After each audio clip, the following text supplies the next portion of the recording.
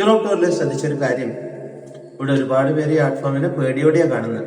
അന്വേഷിച്ചപ്പോ ഹിപ്നോസ് എന്നുള്ള പേരിൽ ഇപ്പോൾ സോഷ്യൽ മീഡിയയിൽ പ്രചരിക്കുന്ന വീഡിയോസ് ആണ് ഇതിന് കാരണം എന്ന് മനസ്സിലായി. ഫസ്റ്റ് ഓഫ് ഓൾ, ഇത് മെന്റലിസ്റ്റ് അല്ല. മെന്റലിസ്റ്റില് ചിലർ ഉപയോഗിക്കുന്ന ഒരു പ്ലോട്ട് മാത്രമാണ് സ്റ്റേജ് ഹിപ്നോസിന്റെ മെത്തേഡ്. ഒരുപാട് വിഷയങ്ങളിൽ ഒന്ന് മാത്രം. ഒരു വീഡിയോ ശ്രദ്ധിച്ചത്, ചെയ്ത ആളിന് ആർട്ടിസ്റ്റിന് ഇത് വിഷമമാണെങ്കിൽ ക്ഷമിക്കണം, നത്തിങ് പേഴ്സണൽ. ഹിപ്നോസിസിന് വിധേയനായ ആളെ കൺവിൻസ് ചെയ്യുന്നത് അവര് മഞ്ഞുമൽ ബോയ്സിൽ കൊക്കയിൽ വീണ് കിടക്കുന്ന സുഭാഷ് ആണെന്നാണ്.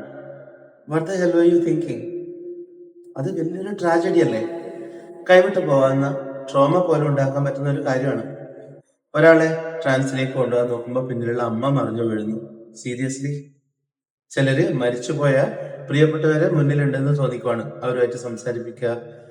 അവർക്കതൊരു ഒരുപാട് ഇമോഷണൽ ആയിട്ടുള്ള ആഗ്രഹിക്കുന്ന ഒരു മൊമെന്റ് ആയിരിക്കും. പക്ഷെ ആ കാണുന്നതും കമ്മ്യൂണിക്കേറ്റ് ചെയ്യുന്നതൊക്കെ അവർ തന്നെ മെനഞ്ഞെടുത്തൊരു കഥ മാത്രമാണെന്ന് മനസ്സിലാക്കണം. There is absolutely no way, zero possibility to communicate with other side of the grave. നിങ്ങൾ ദുൽഖർ സൽമാനെയും ആസിഫ് അലിയും ഒക്കെ കാണിച്ചു കൊടുക്കുക, ദാറ്റ് ഇസ് ഓക്കെ.